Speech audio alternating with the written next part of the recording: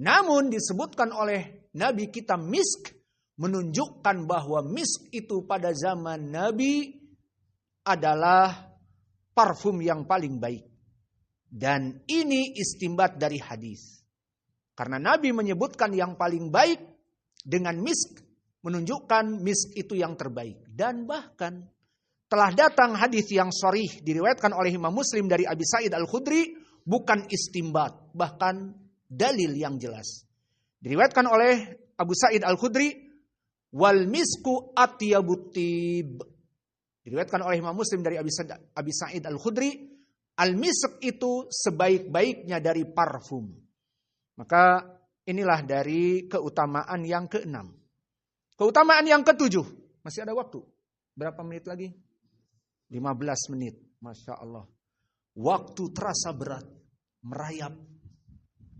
Iya. Gak habis-habis dari tadi. As-sabi'atu ad-du'a usaimi mustajab. Ini juga dari keutamaan orang-orang yang berpuasa. Apa? Doa mereka mustajab. Doa mereka dikabulkan. Maka para jomblo setiap selesai salat mengangkat tangan tinggi sebelum maghrib. Ya Rabb, Allahumma zawijni. Allahumma zawijni. Siapa yang jomblo? Maka ijtihadlah di bulan Ramadan. Karena doa mustajab. Aku juga akan berdoa sama seperti kalian. Doa lisaim mustajab. Doanya orang yang berpuasa itu mustajab. Pendalilannya di sini penulis beristidlal dengan hadis yang diriwayatkan oleh Al-Ukaili dari dua sahabat, dari Abi Hurairah dan Anas. Maka hadis yang pertama dari Abi Hurairah, berkata Rasulullah sallallahu alaihi wa ala alihi wasallam, salasatun au salasu da'watin mustajabatun. 3 doa yang dikabulkan, diterima oleh Allah. Pertama, dakwatul musafir. Doanya orang yang musafir. Oh, aku musafir ya. Berarti sama. Ya Rabb, Allahumma zawijni. Dan yang kedua, wa dakwatus shaim. Nah, ini nanti di bulan Ramadan atau yang berpuasa. Wa dakwatul mazlum. Orang-orang yang dizalimi. Maka orang-orang yang dizalimi disebutkan di riwayat yang lain, ittaqu da'watal madlum. Takutlah kalian kepada dakwah doanya orang yang madlum. Di hadis muttafaqun alaih dari Ibnu Abbas. Untuk yang madlum ini ada khusus hadisnya. Hadis Ibnu Abbas tentang permasalahan zakat. Wattaqi da'watal madlum fa inna laisa bainahu wa bainallahi hijabun. Awas, hati-hati dari doa orang yang dizalimi karena tidak ada penghalang antara dia dengan Allah. Straight, direct. Allah akan membalasnya. 3 sifat di sini, dakwatul musafir, dakwatus shaim, dan dakwatu orang yang madlum. Hadis ini hadis yang bisa naik kepada derajat hasan li ghairih. Dan 3 yang disebutkan di sini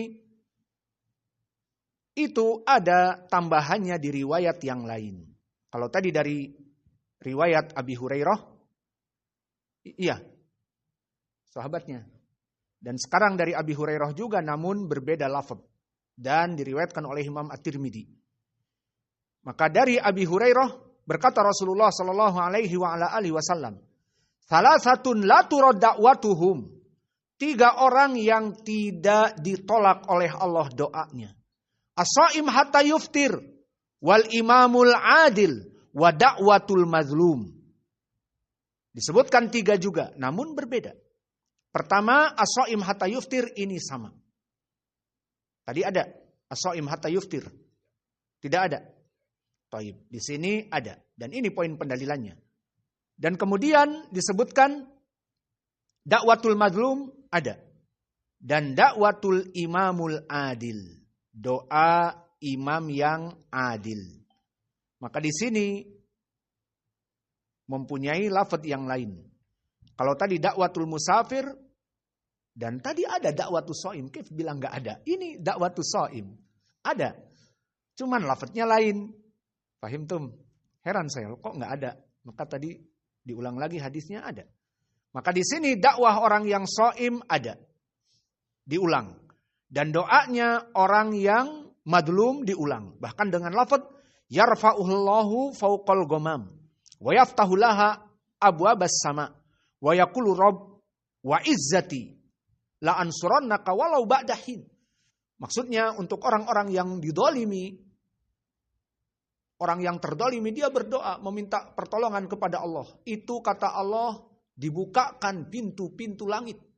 Tidak ada hijab, langsung sampai kepada Allah. Dan Allah akan mengatakan, wa izzati la ansurannaka hatta walau ba'dahin. Maka dengan pembalasanku, tunggu dulu.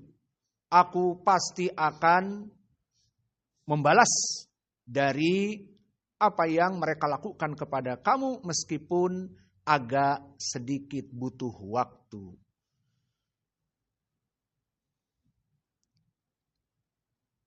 Dan begitu pun diriwayatkan oleh Imam Al-Bazzar dari Abi Hurairah juga.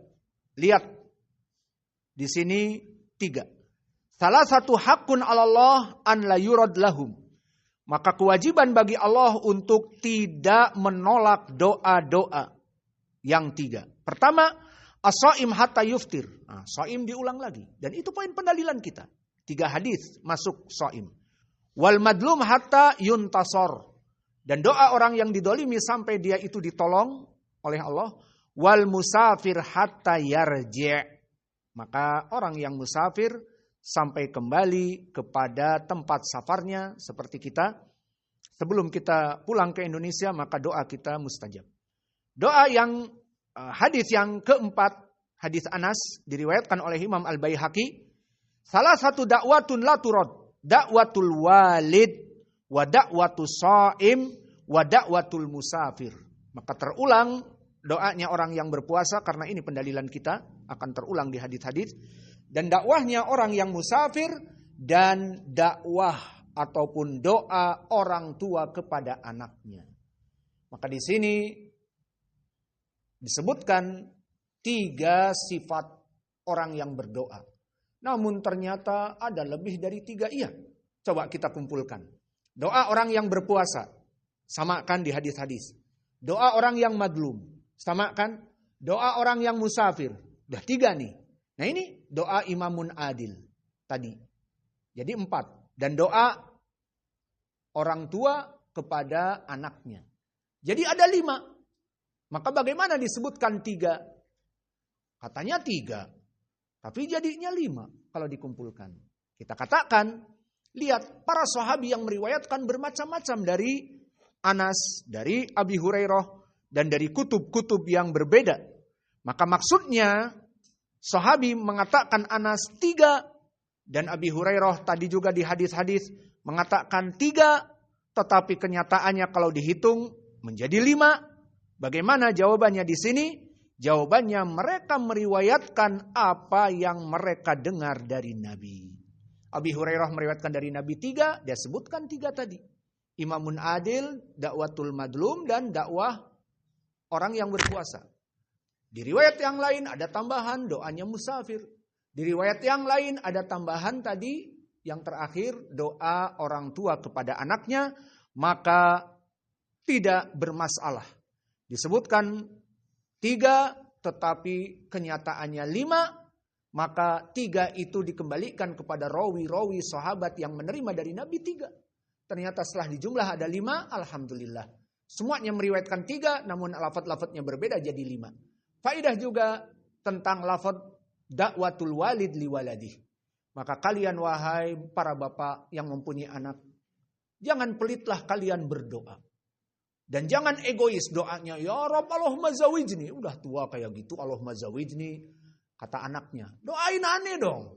Biar aneh belajar, pergi ke Yaman, menuntut ilmu, jadi imam, hafal Al-Quran.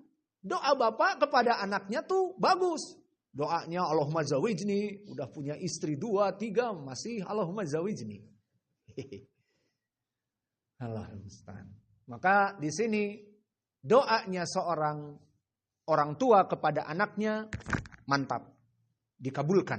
Jadi jangan pelit kepada anak-anaknya. Maka yang anak-anaknya mengaji di sini punya bapak-bapak, maka biar bapaknya mendoakan, memberikan taufik, mendapatkan ilmu dan yang seterusnya. Berapa menit lagi? 5 menit lagi, masih ada. Kurang 10. Masya Allah. Waktu sangat berat di Malaysia nih. As-saminah, yang ke-8. Yudha'ifus syabak. Dari puasa itu keutamaannya yudha'ifus syabak. Apa itu yudha'ifus syabak? Maknanya dia menurunkan syahwat. Itu yudha'ifus syabak. Kalau ditanya, terus apa hubungannya di sini Ustaz? Keutamaan berpuasa, justru dia menurunkan dari performan Mr. T yang harusnya gagah perkasa, stand up, jadi luluh. Apa keutamaannya kalau begitu di sini? Keutamaannya apa coba? Bahwa dia termasuk terapi untuk orang-orang pemuda jomblo yang syahwatnya semangat 45, yang syahwatnya bagaikan kereta api, hukuk, juk. Tetapi tidak ada pelampiasan. Di mana akhirnya dicurahkan? Allahul musta'an. Di WC. Iya, para jomblo. Allahul musta'an.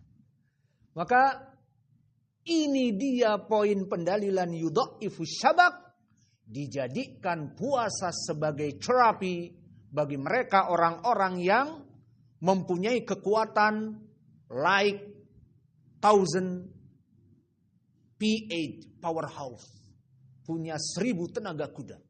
Namun jomblo, tidak ada pelampiasan, mau dikemanakan. Nah, inilah puasa. Jadi dari segi ini penulis memasukkan yudha'ifus syabak, dia menjadi alat terapi. Karena sebagian dari ulama as-su, Yusuf Al-Qaradawi diantaranya, ditanya bagaimana ya Syekh kami ini para santri di university yang belajar dan ikhtilat dengan perempuan-perempuan. Maka daripada kami berzina, bolehkah kami beronani? Apa makna onani? Ma'ruf ya. Beronani. Mengeluarkan dengan tangan dan sebagainya. Maka bolehkah? Apa jawabnya Syekh Yusuf Al-Qaradawi? Boleh. Lebih baik daripada berzina. Jadi onani itu bagi sebagian para du'atusu itu boleh.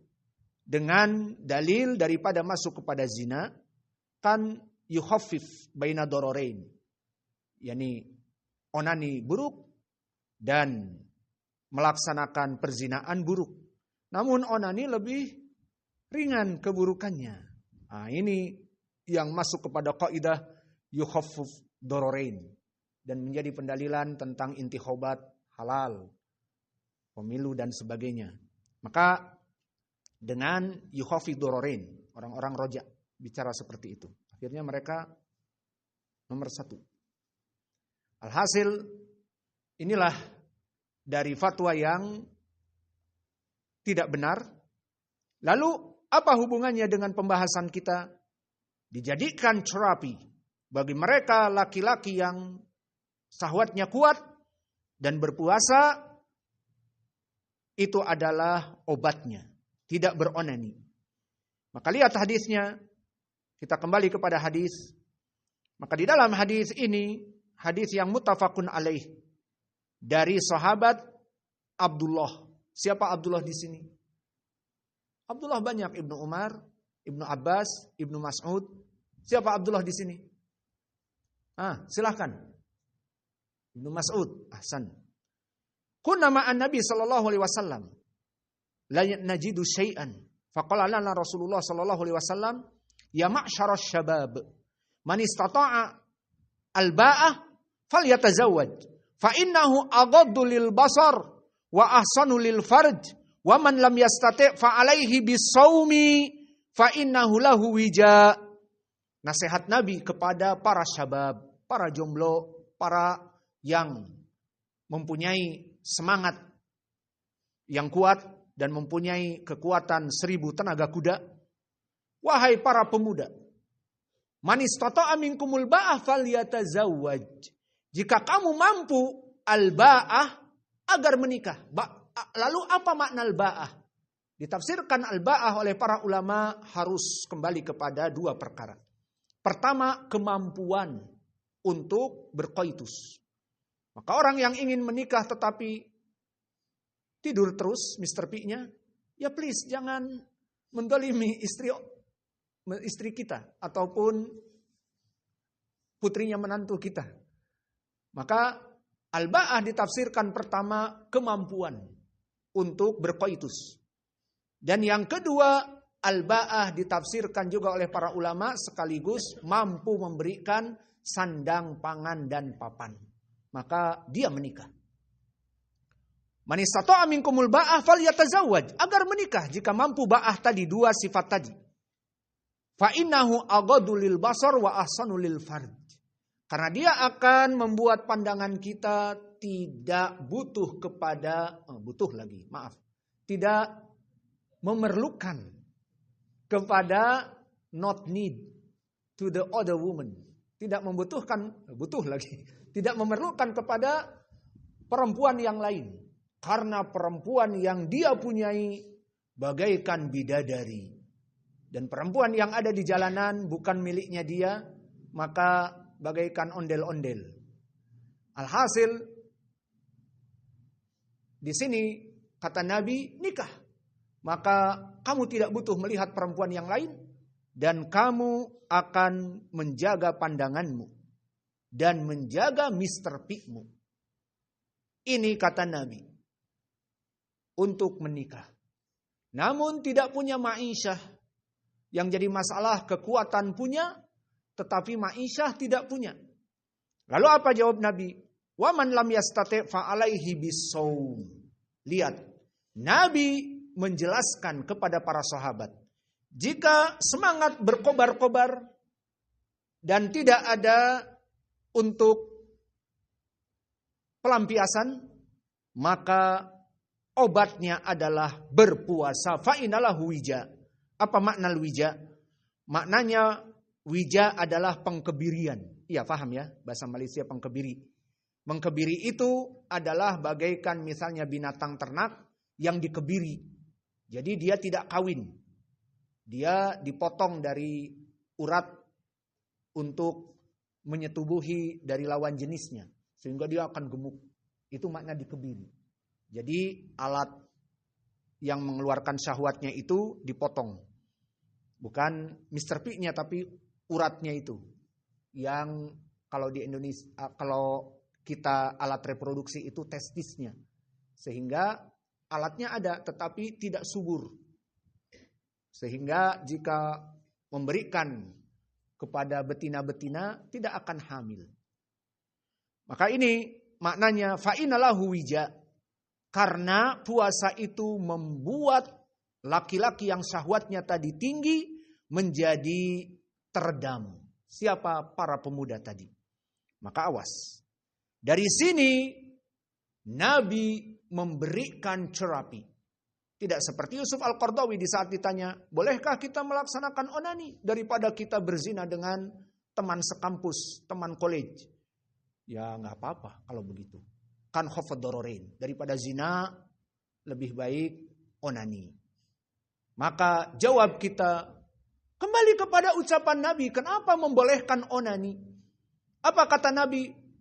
Faman lam yastati, yang tidak mampu dan dia semangatnya tinggi agar berpuasa. Fa'inalahu wija. Puasa itu menurunkan syahwat. Ini irsyad an-nabi. Ini petunjuk Nabi kita. Petunjuk ulama asu, onani saja. Akhirnya para pemuda-pemuda yang di kampus itu onani tiap hari kerjanya. Sehingga dikirim oleh orang tuanya, ini untuk beli sabun dan sampo 1 bulan cukup ya. Ya Bapak. Ternyata 2 pekan sudah habis. Kemana itu? Karena fatwa onani. Tiap hari sampoan dan sabunan. Yang mana? Mr. P yang di bawah. Allah musta'an. Maka fatwa ini jelas menyesatkan. Dan efek buruk dari onani selain tadi membuat dosa, dan itu nanti kita bahas, juga membuat jadi bodoh. Sehingga dia yang harusnya memikirkan pelajaran-pelajaran akhirnya menghayal, apalagi sekarang media sosial banyak, tinggal melihat media sosial, ya sudah di situ ada. Jadi bodoh, bukan cerdas. Allahul musta'an. Ini fatwa yang menyesatkan. Maka lihat fatwa Nabi. Di saat jika tidak mampu, maka agar berpuasa, bukan beronani, tapi berpuasa. Maka dari sini irsyadun Nabi untuk melaksanakan puasa gantinya onani. Maka onani is not solve of the problems for the jomblower. Iya, jamaknya jomblower. Itu berarti jam'u mudzakkar salim atau jam'u muannats as-salim ataupun jam'u taksir. Jomblower, YouTuber, maka jomblower. Maka para jomblo please, jangan menggunakan cara untuk beronani. Mulai dari sekarang, stop to onani. Say no to onani. Karena apa? Dia hukumnya haram. Maka pendalilannya, pengharumannya, seperti ayat di dalam surat Al-Mu'minun. Allah berfirman, Qad aflahal mu'minuna. Qiraah apa lagi nih yang dibaca? Alladzina hum fi salatihim khashi'una walladzina hum 'anil lagwi mu'riduna walladzina hum lizakati fa'iluna walladzina hum li furujihim hafizuna illa ala azwajihim aw ma malakat aymanuhum fa innahum ghairu maluminah faman ibtagha wara'a dzalika fa ulaika humul aduna. Nah, terus qiraah siapa? Ya'qub Al-Hadrami Al-Basri. Maka qiraah ini jika ada jam'u mudzakkar as-salim, al-mu'minun mudzakkar as-salim atau tidak? Dari mukmin ditambah wawu nun di ilmu Arab, lugatil Arabiyah atau di i'rab. Al-mu'minun maka al-mu'minuna. Maka di sini semuanya khashi'un dari khasyi'. Jadi khashi'una. Mu'ridun dari mu'rid ditambah wawu nun mu'ridun jadi mu'riduna dan seterusnya. Pembahasan kita bukan pelajaran qiraah dan pelajaran i'rab, tetapi pelajaran fikih. Maka kembali. Dari ayat ini beristimbat jumhur ulama diantaranya madhab yang 4. Onani is haram. Mana pendalilannya di sini? Bahwa sifat orang-orang mukmin itu waladina hum li furujihim hafizun, yang menjaga Mr. P dan Mrs. V mereka. Untuk laki-laki Mr. P, perempuan Mrs. V. Nah makanya yang gender, transgender apa? Mr., Mrs. itulah. Di dalam Islam hanya menyebutkan dzakar wal unsa. Lalu orang-orang zaman now yang memproklamirkan di sana ada jenis ketiga, yakni transgender. Laki-laki dipotong. Terus yang perempuan ditambal jadi panjang. Gimana ini? Itu bingung kita. Masuk ke mana itu? Maka di sini di syariat Islam hanya dzakar wal unsa. Maka disebutkan walladinahum dan mereka sifatnya itu li furujihim hafizun, menjaga Mr. P dan Mrs. V mereka. Illa exception, hanya kecuali untuk siapa? Ala azwajihim, kepada istri-istri mereka. Atau mamalakat aimanuhum di zaman dulu perbudakan dan sekarang tidak ada. Jadi hanya khusus untuk istri-istrinya saja. Ila ala azwajihim au mamalakat aimanuhum sudah tidak ada. Fa innahum ghairu malumin.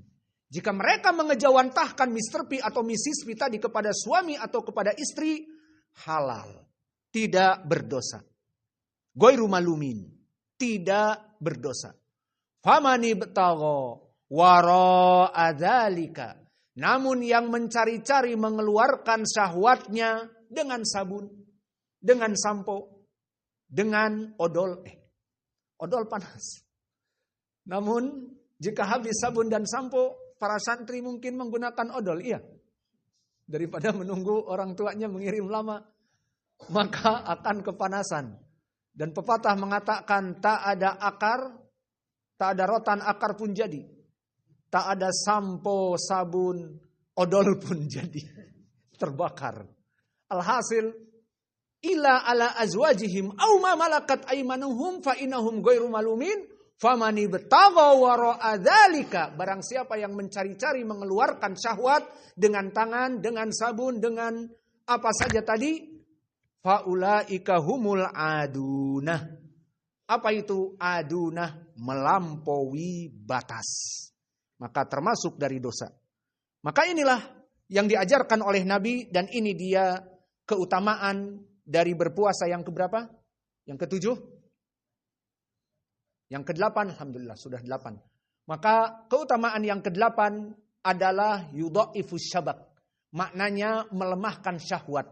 Kok dimasukkan di sini? Tadi jawabannya karena ini solve of the problems bagi kaum muslimin yang syabab, yang mempunyai kekuatan 1000 powerhouse, tetapi tidak mempunyai